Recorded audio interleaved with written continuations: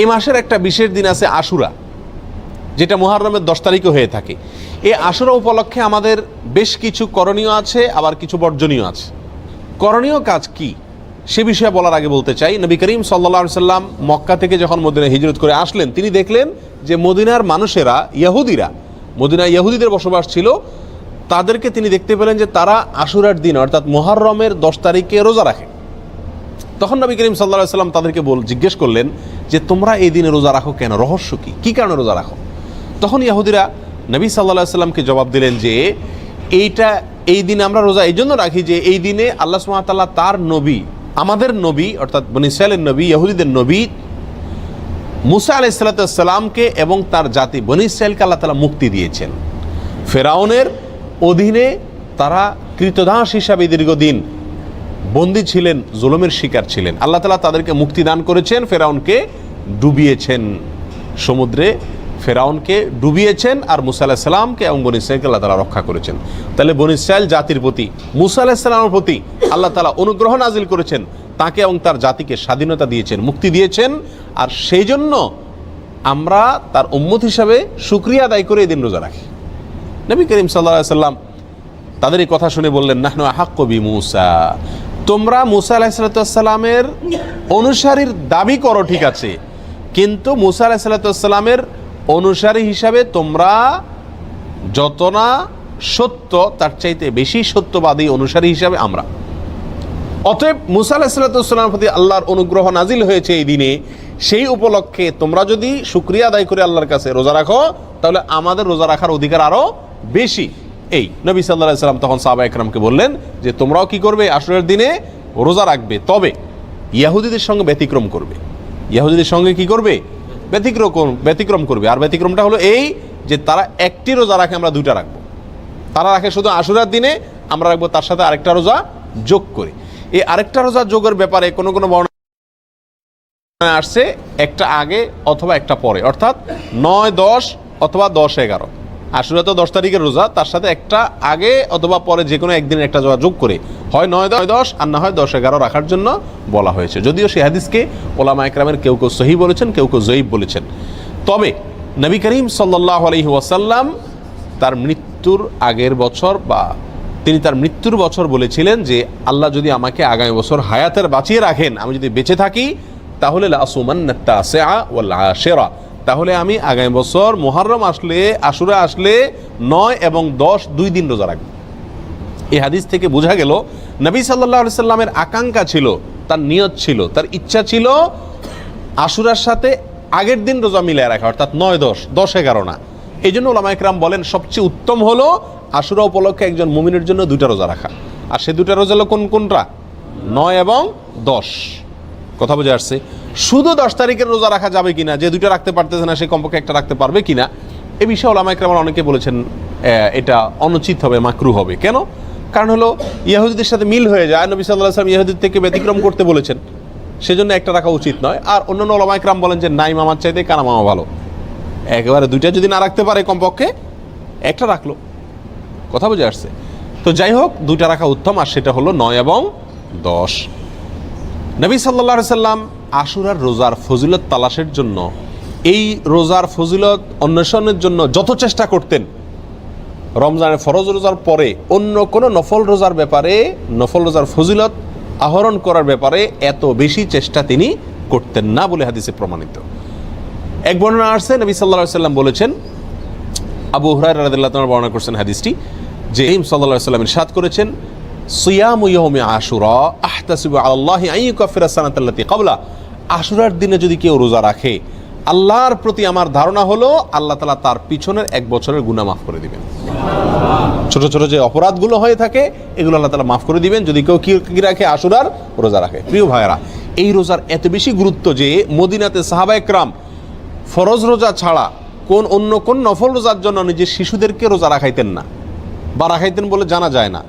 কিন্তু আশুরার রোজা তাদের ছোট ছোট শিশুদেরকে দিয়ে রাখাইতেন, এবং শুধু রাখাইতেন তা নয়, বাচ্চারা যাতে রোজাটা রাখতে পারে, যাতে ক্ষুধার তাড়নায় ভেঙে না ফেলে, সেজন্য তাদেরকে খেলনা ইত্যাদি দিয়ে ভুলায় রাখতেন। এইসব কিছু থেকে আশুরার রোজার গুরুত্ব একজন মুমিনের কাছে পরিষ্কারভাবে ফুটে ওঠে। এই জন্য ভাই, মুহররমের 10 তারিখে আমরা কি রাখবো? ইনশাআল্লাহ রোজা রাখবো, আর তার সাথে 9 তারিখ মিলিয়ে রাখবো। বাংলাদেশে যারা আছেন তারা বাংলাদেশের আকাশে যেহেতু একদিন পরে চাঁদ দেখা যায় সৌদি আরবের পরে, আমাদের ভৌগোলিকভাবে আমাদের অবস্থানের কারণে একদিন পরে যেহেতু আমাদের আকাশে চাঁদ দেখা যায়, সেহেতু আমরা এদেশের একদিন পরেই সাধারণত কি রেখে থাকি? আপনার আশুরা রোজা রেখে থাকি। আল্লাহ তাআলা আমাদের সকলকে আমলটা করার তৌফিক দান করেন। প্রিয় ভাইরা, এই ঘটনা থেকে, এই আলোচনা থেকে আমরা জানতে পারলাম আশুরা এটা একটি বিজয়ের দিন। আশুরার দিনটা একটা কিসের দিন? বিজয়ের দিন, একটা মুক্তির দিন। কার মুক্তির দিন? মুসা আলাইহিস সালামের। কার বিজয়ের দিন? মুসা আলাইহিস সালাম এবং বনী ইসরাইলের। আল্লাহর একজন উলুল আজম নবী, একজন সিনিয়র একজন নবী মুসা আলাইহিস সালামের বিজয়ের দিন, তার প্রতি আল্লাহর রহম নাজিলের দিন, মুক্তির দিন, ঠিক কিনা? এবং সেই হিসাবে আমরা বলতে পারি এটা একটি মূলত সুখের দিন। একটি কিসের দিন? সুখের দিন। বিজয়ের দিন হিসাবে কি? সুখের দিন। আর এই জন্য তো শুকরিয়া আদায় করে রোজা রাখতে হয়। কিন্তু আমাদের দেশে শতকরা 99 জন মানুষ আশুরা বলতে জানে এটা হলো শোকের দিন, সুখের উল্টা, শোকের দিন, ঠিক না ভাই? ঠিক। আমাদের দেশে মানুষ জানে আশুরা মানে কারবালার দিন। আশুরা মানে কিসের দিন ভাই? কারবালার দিন। আশুরা আসলে মানুষ জানে যে এই দিনে কারবালা একটা নির্মম হত্যাকাণ্ডের ঘটনা ঘটেছিল, এটা মানুষ জানে। কিন্তু এর পিছনের যে ইতিহাস, এর যে আরো গোড়ার ইতিহাস, এর যে মূল এবং আসল ইতিহাস, মুসা আলাইহিস সালামের বিজয়ের ঘটনা, সেটা আমাদের দেশে মানুষ কি করে না? জানে না। প্রিয় ভাইরা, এই দিনটিতে বিজয় হয়েছিল মুসা আলাইহিস সালামের, সেটি হলো এই দিনের মূল ঘটনা, আসল ঘটনা। আর সেই ঘটনাকে কেন্দ্র করেই নবী সাল্লাল্লাহু আলাইহি ওয়াসাল্লাম রোজা রাখতে আমাদেরকে কি করেছেন? নির্দেশ করেছেন। সেটা আমাদের জন্য পালনীয়। কিন্তু একই দিনে ঘটনাচক্রে আরেকটি দুর্ঘটনাও ঘটে গিয়েছিল। একটি নির্মম, পৃথিবীর ইতিহাসের নির্মমতম হত্যাকাণ্ড ঘটে গিয়েছিল। নবী সাল্লাল্লাহু আলাইহি ওয়াসাল্লামের অত্যন্ত প্রিয় দৌহিত্র হোসেন রাদিয়াল্লাহু তাআলা আনহুকে অত্যন্ত নির্মমভাবে হত্যা করা হয়েছিল কারবালায়। প্রিয় ভাইরা, এই কারণে আমাদের অনেক ভাইরা মনে করেন যে তাহলে এই দিনে আর সুখ পালন করা যাবে না, এই দিনে আর আল্লাহর প্রতি শুকরিয়া আদায় করে রোজা রাখা যাবে না। তাহলে কি করতে হবে? শোক পালন করতে হবে। এই ঘটনাকে বোঝানোর জন্য একটা ছোট এক্সাম্পল, ছোট একটি উপমা দিয়ে থাকি। সেটা হলো, ধরুন 16 ডিসেম্বর আমাদের বিজয় দিবস। বাংলাদেশে মানুষকে আল্লাহ তাআলা বিজয় দান করেছেন 16 ডিসেম্বরে। 16 ডিসেম্বরের বিজয় দিবস মানে খুশির দিন, আনন্দের দিন, শুকরিয়া আদায় করার দিন। এই দিনে ঘটনাচক্রে যদি বিজয়ের ঘটনার বহু বছর পরে যদি এই দিনে কোনো দুর্ঘটনা ঘটে, কোনো বন্যা, প্লাবনে হাজার হাজার মানুষ মারা যায়, তাহলে কি এই দিনটা বিজয় দিবস পরিবর্তন হয়ে শোকের দিবস হয়ে যাবে? কখনো হবে? এটা সম্ভব কোনোদিন? বড়জোর এরকম হতে পারে, বিজয় দিবসের আলোচনা বা বিজয় দিবসটা আসলেই ওই দুর্ঘটনার পর থেকে যতবার বিজয় দিবস আসবে, বিজয় দিবসের আলোচনা আসবে, তখন মানুষের মনে পড়বে, মানুষ স্মরণ করবে, বলবে যে এটি আমাদের বিজয় দিবস, খুশির দিবস হলেও দুঃখজনকভাবে এই দিনে একটি বিচ্ছিন্ন দুর্ঘটনাও ঘটে গিয়েছিল, ঠিক না ভাই? ঠিক। কিন্তু এই দিনের আসল ঘটনা বিজয়কে ভুলে গিয়ে শোক পালন করা, এটা কোনোদিন হবে? যৌক্তিক হবে? হবে না। অতএব কারবালার যে ঘটনা ঘটেছিল সেটাও 10ই মুহররম ঘটেছিল, কিন্তু এই দিনে আসল যে ঘটনা ঘটেছে মুসা আলাইহিস সালামের বিজয়, সেটা কোনোদিন চাপা পড়ে যাওয়া এটা যুক্তিসঙ্গত নয়। বিধায় একজন মুমিন আশুরা আসলে সর্বপ্রথম তার মাথায় চলে যাবে কোন দিন? মুসা আলাইহিস সালামের বিজয়ের দিন। এরপরে পাশাপাশি একই দিনে যেহেতু আরেকটি নির্মম ঘটনা ঘটেছে সেটাও তার মনে আসতে পারে, এবং সে উপলক্ষে হোসেন রাদিয়াল্লাহু তাআলা আনহু সহ তার পরিবারের সদস্যরা যারা নির্মমভাবে নিহত হয়েছিলেন, হত্যা করা হয়েছিল, তাদের জন্য আল্লাহ সুবহানাহু ওয়া তাআলার কাছে দোয়া করতে পারেন। যারা হত্যায় জড়িত ছিল তাদেরকে আল্লাহ সুবহানাহু ওয়া তাআলা পৃথিবীর ইতিহাসের নিকৃষ্টতম সাজা যেন তাদেরকে দেন, সেজন্য আল্লাহর কাছে আরজি পেশ করতে পারেন। কিন্তু তাই বলে আপনি কি করতে পারেন না? তাজিয়া মিছিল, শোক মিছিল এগুলো বের করতে পারেন না। কারণ ইসলাম 3 দিনে বেশি কোনো মৃত্যুতে, কোনো দুর্ঘটনায় শোক পালন করার সুযোগ, অনুমতি দেয় নাই।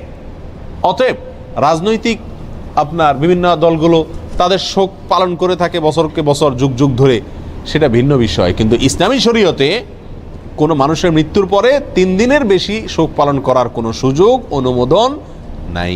প্রিয় ভাইরা, অতএব আশুরা উপলক্ষে প্রথম আমাদেরকে খেয়াল রাখতে হবে যে আমাদের ধারণাটাকে পরিবর্তন করতে হবে। এই দিনটি কারবালার দিন নয়, এই দিনটি হলো মুসা আলাইহিস সালামের বিজয়ের দিন, পাশাপাশি কারবালার ঘটনাও ঘটেছে। আল্লাহ তাআলা আমাদেরকে সঠিকটা বুঝার তৌফিক দান করেন। প্রিয় ভাইয়েরা, এখন আমরা এই দিনে কি আসলে যেহেতু দুইটা ঘটনায় ঘটছে, কোনটাকে আমরা বড় করে দেখব? মুসা আলাইহিস সালামের বিজয়কে বড় করে দেখব, নাকি হোসেন রাদিয়াল্লাহু তাআলা আনহুর মৃত্যুকে, শাহাদাতকে, শোকের দিনটাকে, শোকটাকে বড় করে দেখব? কোনটাকে বড় করে দেখব?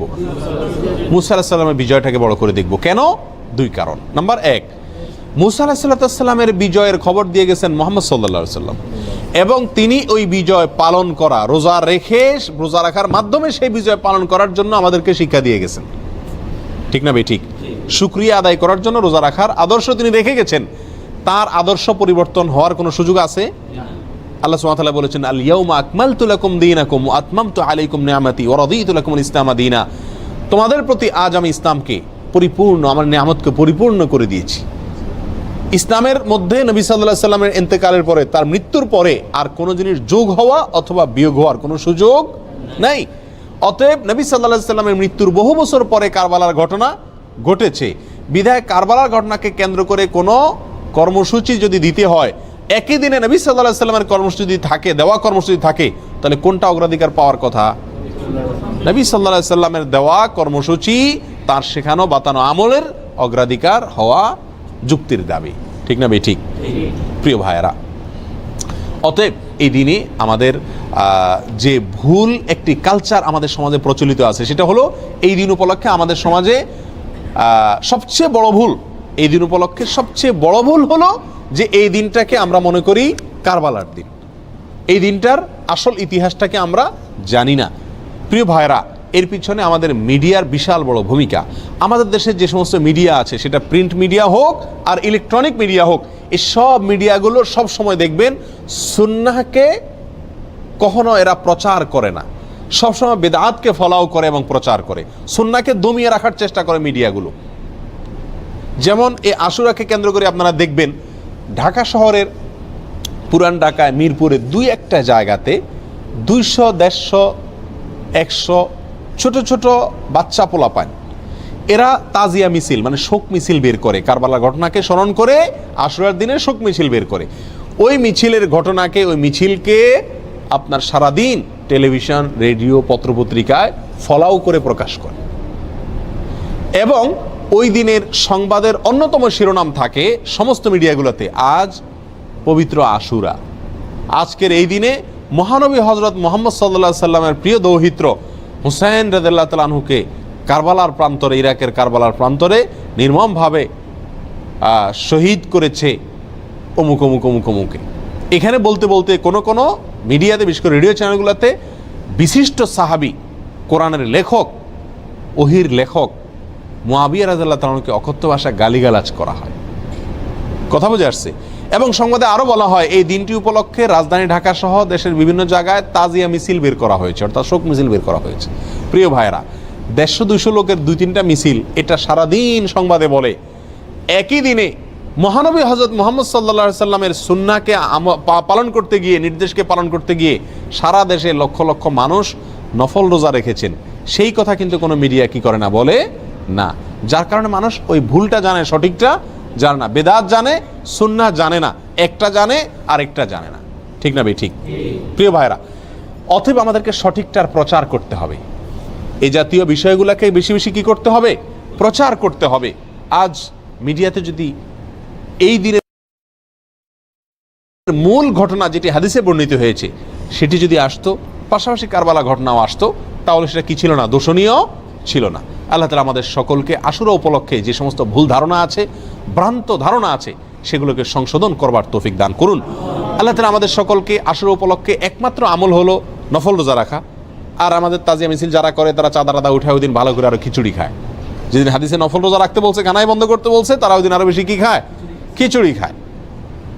ডেক বসায় দেখবেন মোড়ে মোড়ে, এবং খিচুড়ি পাকায়, বিতরণ করে খায়। প্রিয় ভাইরা, এই দিনটি নফল রোজার দিন, এই দিনটি মুসা আলাইহিস সালামের বিজয়ের দিন, পাশাপাশি একটি নির্মম ঘটনার দিন। কোনো মুমিনের জন্য এটা কষ্টের কারণ না হয়ে থাকতে পারে না। নবী সাল্লাল্লাহু আলাইহি সাল্লামের প্রিয় নাতিকে নির্মমভাবে হত্যা করা হয়েছে সপরিবারে, এই ঘটনায় ব্যথিত না হয়ে কোনো মুমিন থাকতে পারে না। অতএব আমরা সকলেই ব্যথিত, আমরা আল্লাহর কাছে বিচার চাই হত্যাকারীদের, আল্লাহর কাছে মর্যাদা চাই নিহতদের। কিন্তু তাই বলে নবী সাল্লাল্লাহু আলাইহি সাল্লামের বাতানো আমল, আদর্শ, সুন্নাহ সেটা চাপা পড়ে যাবে, ভুলে যাব আমরা। এর চাইতে জুলুমের কথা, এর চাইতে অবিচারের কথা আর কিছুই হতে পারে না। আল্লাহ তাআলা আমাদের সকলকে মুহররম মাসের তাৎপর্য, করণীয়, আশুরার তাৎপর্য, করণীয়, ভুল ধারণাগুলোকে সংশোধন করবার এবং বর্জনীয় কাজগুলোকে ছাড়বার তৌফিক আল্লাহ তাআলা দান করুন। ওয়া আখিরু দাওয়ানা আনিল হামদুলিল্লাহি রাব্বিল আলামিন।